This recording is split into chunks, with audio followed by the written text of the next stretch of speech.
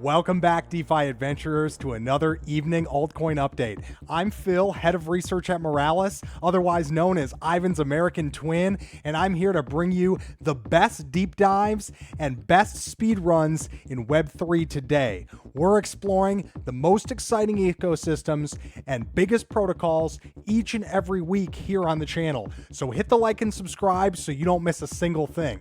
This week, we're experimenting with Bitcoin ordinals. There's a battle going on right now on the Bitcoin blockchain for block space and transaction fees, as the maxis are enraged by new NFTs and new altcoins already appearing within the Bitcoin blockchain.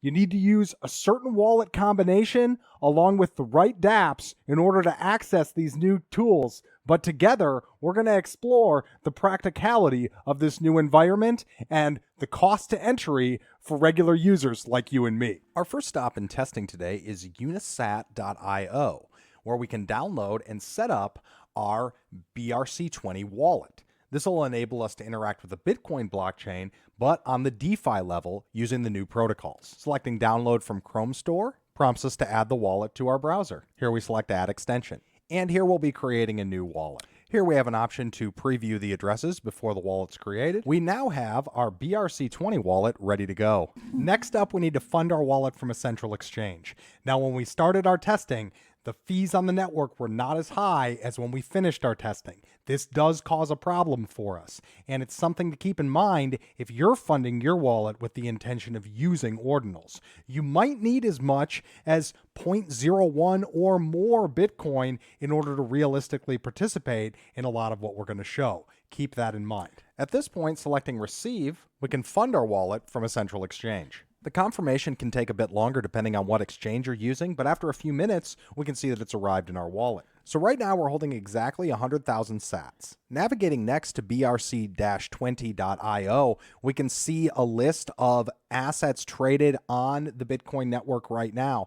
Each of these are altcoins that are traded using the new protocol. Now, while this website gives us a good overview of the assets, it's not the best website for trading them. Let's take, for example, Pepe.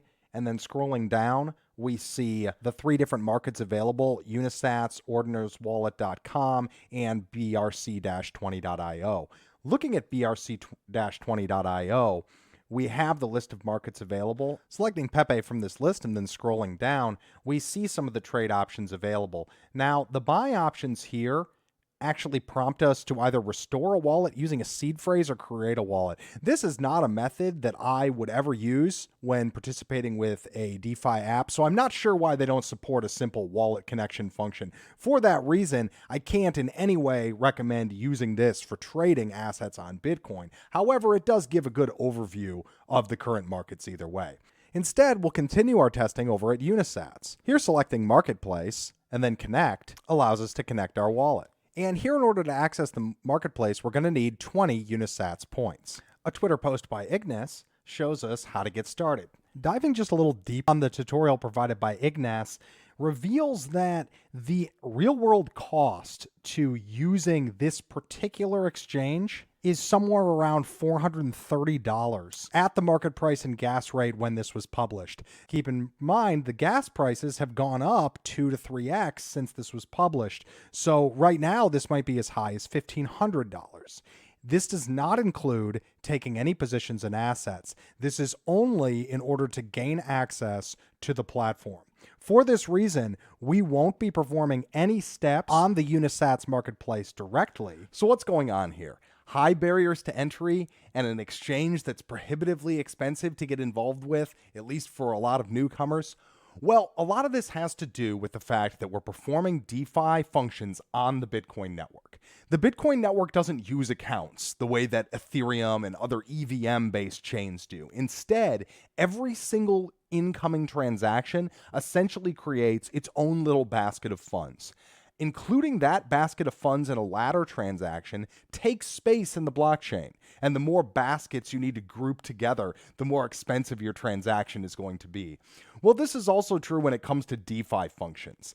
If we're trying to mimic the features of a full account ecosystem like Ethereum with ownership of NFTs and things like that, sure, the wallet itself plays a big role in producing that functionality, but we still need to produce small little baskets of 1 Satoshi on chain in order to represent a token, in order to represent an NFT. And this takes additional block space and costs additional funds from our wallet. Let's see what we mean here, while we also explore some of the alternative ways to get involved with this ecosystem without performing on-chain transactions.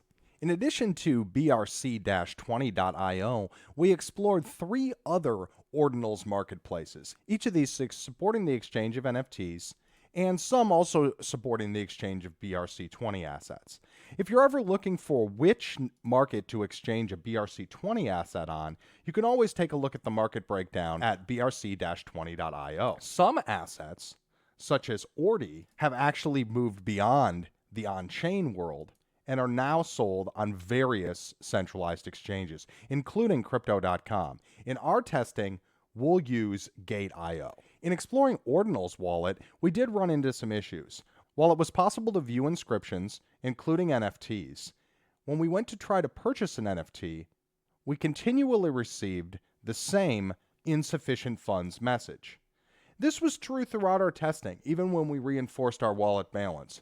It could be that the amount we were holding at any one time was not enough to process the transaction the way that it was being set up by Ordinals' wallet. Nevertheless, this kept us from taking a position in an NFT here. OrdSwap gave us different issues, where when attempting to connect our wallet, it didn't seem to support at all the wallet that we were using. Unisats was supported by every other marketplace that we explored, except for OrdSwap. Next, we're going to look at exactly how OnChain Exchange works using Bitcoin Ordinals. Whether we're purchasing BRC20 assets or whether we're purchasing NFTs, there's a few things we want to know, so let's look at those particulars before going any further. Looking at Unisats and then selecting BRC20 from the top bar shows us a breakdown of the assets traded on the platform. Now, these are each BRC20 assets, basically altcoins that are traded on the Bitcoin network. If we select one, let's say for example, Punk here, it'll show us the number that have been minted and the current available supply. It's also going to show us recent holders and transfers. Selecting Marketplace allows us to pick from a list of different BRC20 assets in order to swap them. Here we'll select ORDI. Since we're searching from low to high, the first option is the lowest price option. You'll notice that there's a price per ORDI and also a number of ORDI that we're purchasing. It is not possible to split the order number. Instead, it is only possible to interact with these orders if you're interested in purchasing the entire order. So for the first order here, we'd be looking at a total order price of $1,144. That's the price that we see listed here, and so on and so forth. During our testing, we were not successful in identifying any positions available for less than a few $100s, and many of them are 1,000 or more, even for clear meme coins such as pizza. We should also consider the transaction fees required in order to access one of these baskets of funds, which we'll explore when we look at securing our own NFT on chain. So we can see a clear limitation there. It's not possible to split assets outside of a transaction. So why is this the case? Well, it's because in order to represent an altcoin on the Bitcoin blockchain, you need to assign a minimum of 1 Satoshi to representing that altcoin. Because of this, we're basically doing something with the Bitcoin blockchain that it was never designed to do. And it's also not the first time that this has been tried. Back when Bitcoin was much newer, colored coins was an experiment in very much the same technology, attempting to produce an alternate value for a single Satoshi balance. It's for this reason that central exchanges might be a lot easier way to go. Let's explore how and why that could be the case. We know from looking at BRC-20.io and then the listing for ORDI asset that the asset is traded not only on several on-chain exchanges, but also on some centralized exchanges, including Gate.io. Over on Gate.io, we're able to trade the asset using a centralized order book. Selecting buy and then market allows us to place a trade at the market rate. While this allowed us to take a position, it is not possible right now to withdraw the order on Gate.io to the Bitcoin network.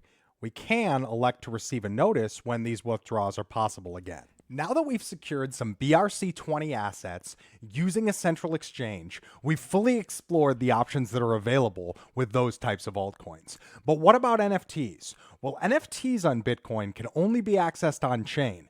And in the next steps, we're going to show how to do this from start to finish. Let's take a look.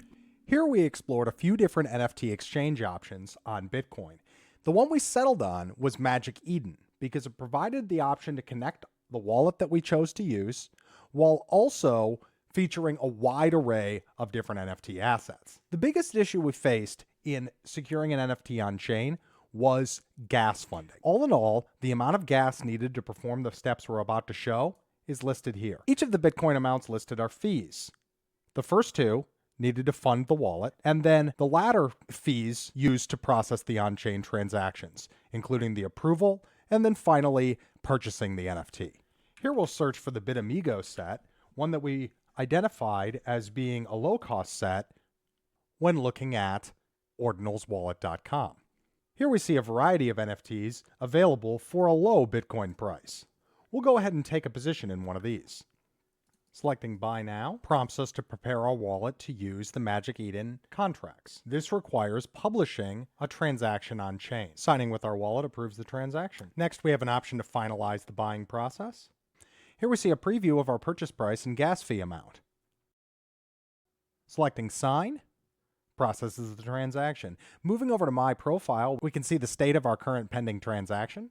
Once our NFT purchase transaction finishes processing, we're able to view our NFT via the My Profile page under the Items tab.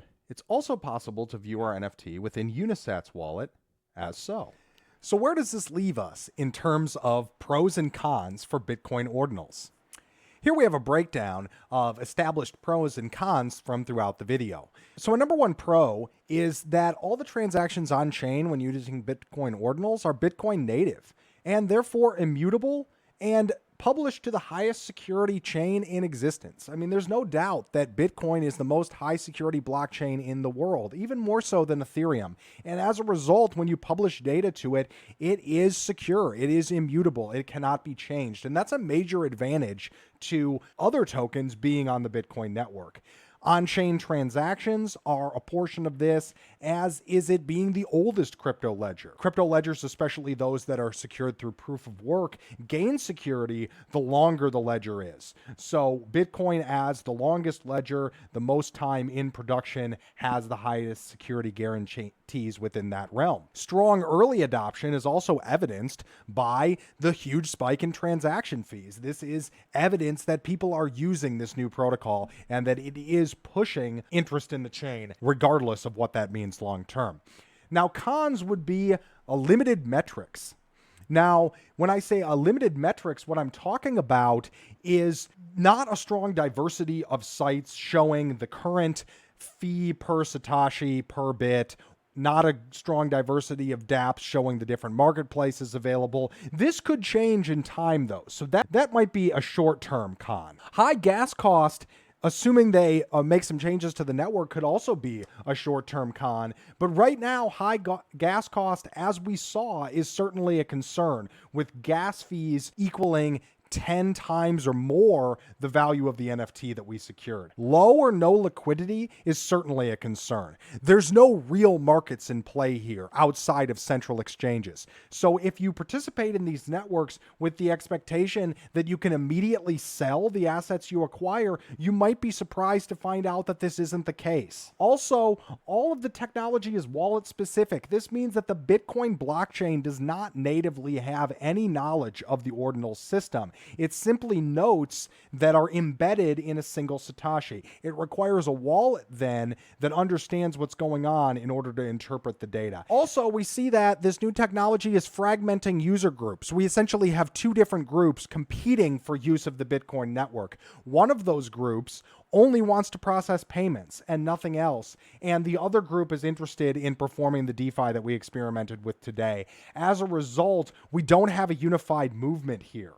With respect to the Bitcoin users, and that could be a problem long term. Limited established standards would be our final concern. There's no established standard of which wallet people should use when interacting with this technology. We saw essentially 3 different wallet types in testing, and there may even be more available. The wallet that we favored is one of the most universal, but even it is not accepted at every single marketplace that we identified.